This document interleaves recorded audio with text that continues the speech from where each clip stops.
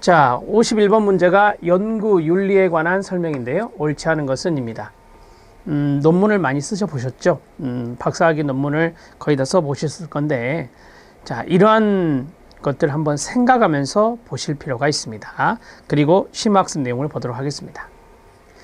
출처를 표시하지 않은 채 타인의 아이디어를 자신의 것처럼 보고하는 것을 우리가 많이 이야기하는 표절이라고 합니다.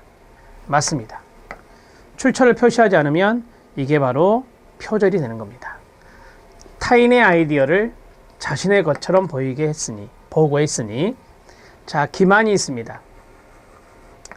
제가 기만이라는 단어를 사전을 찾아보니 그럴듯하게 속이는 행위라고 되어 있습니다.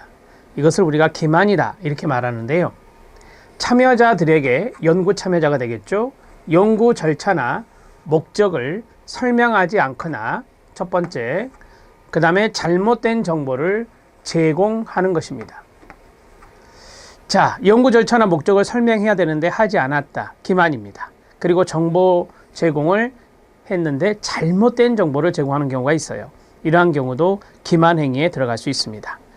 자, 우리가 이제 이 잘못된 정보를 제공해서 진짜 연구 목적을 알지 못하게 하는 것도 기만이다 이렇게 말할 수 있습니다. 잘못된 정보를 제공하여 진짜 연구 목적을 알지 못하게 하는 행위, 이것도 기만이다 이렇게 정리를 간단하게 해주시면 되겠습니다. 맞고요. 연구자의 동일한 연구를 인용 표시 없이 다른 학술지에 게재하는 것을 중복 출판이라 합니다. 네, 맞습니다. 자, 제가 A 학술지에 논문 하나를 실었습니다. 그런데 인용 표시 없이 같은 연구를 다른 학술지, B 학술지에 만약에 게재했다면 이거는 중복 출판이 됩니다. 여러분들이 학술지 논문 써 보셨죠? 심사위원도 해 보셨을 건데 심사지가 있잖아요. 심사 내용에 여러 가지 항목이 있는데 거기에 보면 중복 출판에 대한 부분도 있습니다. 자, 이게 바로 중복 출판에 해당됩니다. 맞습니다. 이미 출판된 논문에서 사용한 자료를 다른 관점과 방법으로, 이게 중요한 거예요. 다른 관점과 방법으로 분석해서 그 결과를 다른 학술지에 게재하면 단편적 출판이라 합니까? 아니죠. 이것은 연구 윤리에 어긋나지 않습니다. 연구 윤리에 어긋나지 않습니다. 정상적인 연구다 이렇게 말할 수 있어요. 자, 이미 출판된 논문에서 사용한 자료가 있습니다. 이미 기존에 있는 출판된 논문에서 사용한 자료가 있는데 이것을 다른 관점과 방법으로 분석을 해요. 그래서 그 결과를 다른 학술지에 게재했다면 이것이 바로 연구윤리에 어긋나냐? 어긋나지 않습니다. 우리가 보통 연구 동향이라는 것을 많이 보거든요. 연구 동향이라는 것을 봐요. 연구 동향에 관한 논문이 상당히 많은데 바로 이런 것이 바로 여기에 해당될 수 있습니다. 연구 동향, 이제까지의 질적 연구의 동향, 이제까지의 양적 연구의 동향, 이제까지의 사회적 네트워크에 대한 연구 논문의 경향, 동향, 이런 것들을 다른 관점과 다른 방법으로 볼 수 있습니다. 이것은 바람직합니다. 4번 탈락입니다. 그러면 단편적 출판은 뭐냐? 쪼개서 내는 겁니다. 예를 들어서 박사학위 논문 하나를 가지고 쪼개서 3개의 학술지에 보냈다. 이게 단편적 출판이라고 합니다. 분리해서 내는 겁니다. 이건 문제가 있는 거죠. 구두뿐만 아니라 서면으로도 연구 참여자들에게 사후 설명을 제공할 수 있다라고 했습니다. 자, 우리가 이제 디브리핑이라고 하는 것이 있죠. 디브리핑. 이게 이제 사후 설명이 되는 건데요. 구두로도 사후 설명할 수 있고 서면으로도 사후 설명할 수 있겠죠. 당연한 이야기입니다. 자, 답은 4번이 되겠습니다. 자, 심화학습 보겠습니다. 심화학습 내용을 보시면 위조부터 쭉 나와 있습니다. 이 내용은 연구윤리와 관련된 내용에서 가져온 건데 잘 보시기 바랍니다. 제가 포인트가 되는 부분에 밑줄은 쳐드렸습니다.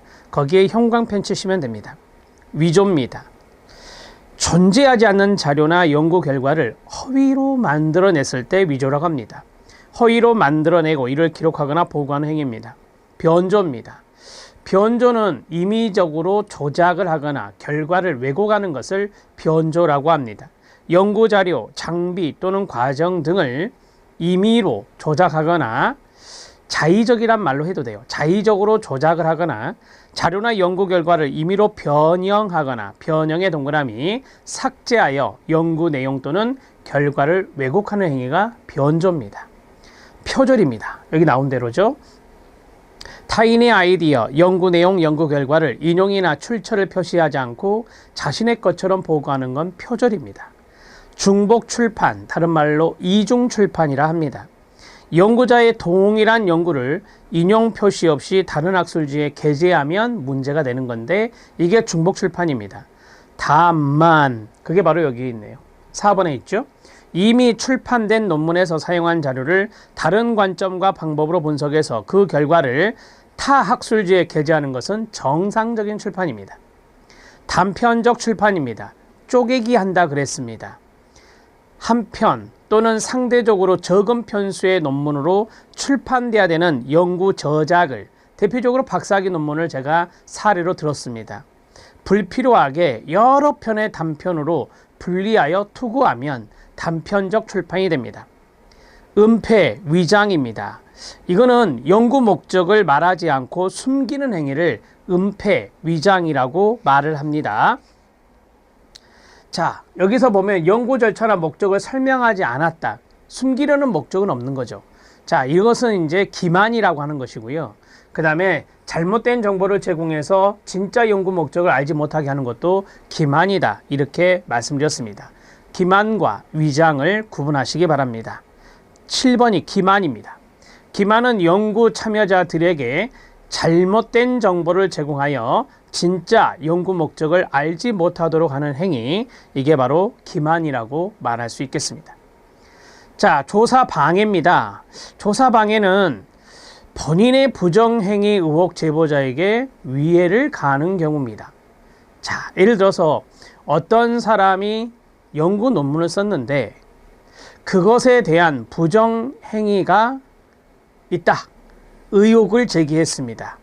제보자가 있겠죠. 그 제보자에게 위해를 끼치려고 하는 행위를 한다면 이거는 조사를 방해하는 조사방해에 해당될 수 있습니다. 고지된 동의입니다. 연구 참여자에게 연구에 참여하게 됨으로써 이익이나 위험 요소에 대해 미리 설명하고 동의받는 것을 고지된 동의라고 합니다. 우리가 정확히 말하면 자발적이고 고지된 동의다. 이렇게 이야기합니다. 2번, 3번도 시험에 출제된 바가 있습니다. 미성년자의 경우 부모, 법적 보호자의 동의가 필요하다라고 했고 동의 후에도 미성년자가 참가를 거부할 수 있는 권리도 있다. 이렇게 말씀드린 바가 있습니다. 이거는 청소년 상담 이론의 실제, 여기에서도 출제될 수 있습니다. 피험자가 자발적으로 실험 참가에 동의해야 된다. 그래서 제가 자발적이고 고지된 동의 이렇게 말씀을 드린 겁니다. 디브리핑입니다. 디브리핑은 말씀드린 대로 사후 설명과 연관성이 있습니다. 실험의 목적을 달성하기 위해서 실험 의도를 숨기거나 속이고 실험을 진행했습니다. 그리고 나서 사후에 설명해 주는 건데요. 실험 참여자에게 연구의 성질이나 결과나 결론에 대해서 내용을 설명해 주는 절차입니다. 이게 바로 사후 설명에 해당되는 디브리핑이 될 수 있겠습니다. 우리가 디브리핑이라고 하면은 실험을 진행한 후에 나중에 내용을 설명하는 것이기 때문에 우리가 사후 설명이다 이렇게 이야기할 수 있습니다. 디브리핑으로 출제될 수 있다는 것을 말씀드립니다. 자, 여기까지 정리를 했고요. 51번의 연구윤리에 해당되는 부분, 표절, 기만, 중복 출판, 그 다음에 단편적 출판 이런 것들이 이제 나왔기 때문에 이런 개념들을 좀 알아두시면 좋겠습니다.